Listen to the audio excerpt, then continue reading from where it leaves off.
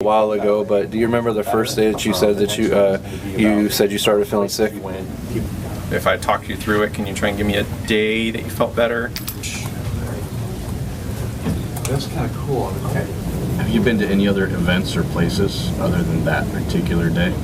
Yeah. Oh, yeah. I understand completely what you're saying. Loss of taste or smell. Social gatherings.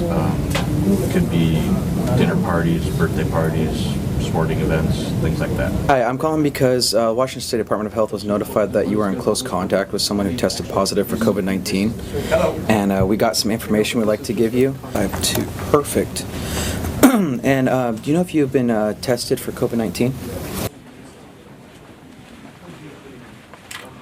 We recommend that you stay at home until the 17th and monitor yourself for illness during this time. One of your household contacts tested positive, and they'll be auto-populated on the list, and so we make a list.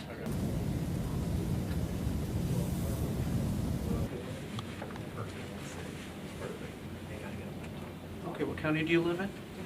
Do you need any other assistance of any type to help to safely stay away from other people? Yes, okay.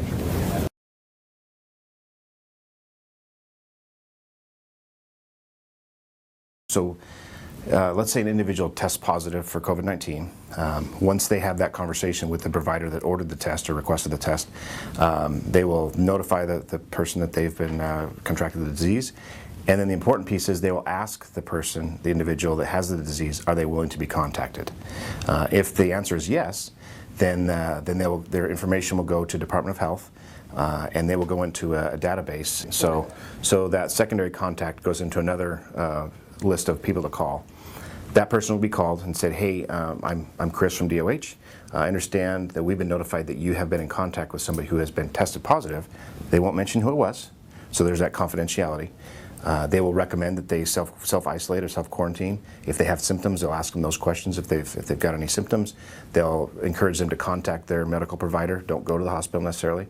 And then if their provider recommends a test, then they'll do that. But again, that information shows the potential progression of the virus from the initial patient who we contacted to a second person. And so that information goes to the Department of Health. They will look at that graphically and geographically and find out how is that spreading. And then if they need to notify the county or jurisdiction that potential case lives in, if there's a chain of other events that they maybe went to a common place. In fact, I believe it was 4 different instances. Somebody on my team was able to connect them with a resource that they needed. For instance, one person said that they were homebound and weren't able to get out and get some food.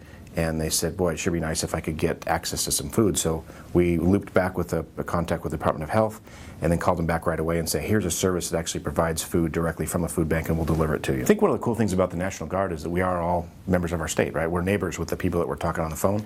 We volunteered to serve in this capacity. Yes, we're being compensated for it, but we're volunteering in this capacity. So I think that from the initial mindset, we're wired to help people, especially in the state of Washington. So that's a great starting point. And so when Department of Health comes to us and says, here's what you need to do in order to help people, then that's I think our guardsmen are they're wired for that initially. Then we're receptive as a team. We have an internal structure of different supervisory skills. We've got a very diverse workforce. I mean, I have a physician's assistant, I have a wheeled vehicle mechanic, and pretty much everybody between. So we're a very diverse team. Everybody's got something to bring to the mission, and we're just happy to work together and partner with DOH.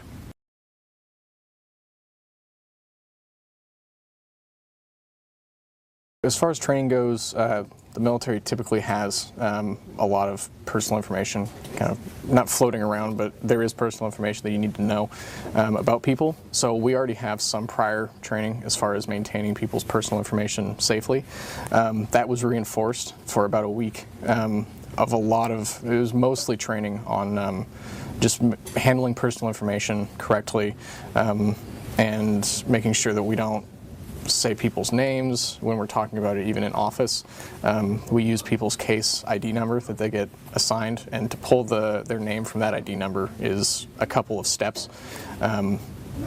So it's behind some software, but a lot of it is us just having training in handling this information the correct way.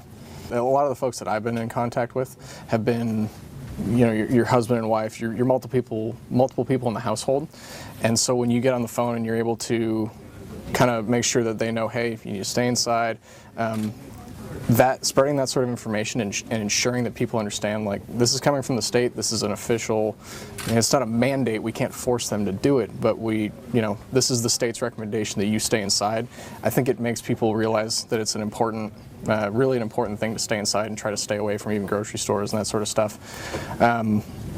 So being able to talk to like multiple people in a household and just kind of driving that point home that, hey, this is what we recommend, and you really feel like people are getting that message, which is saving lives. This specific job and the Guard in general really helps out the people of the state. Whether I haven't been able to yet, but whether we're responding to a natural disaster or something like this that's affecting people, I really feel like we're helping people, and I hope that people take our message of staying home seriously.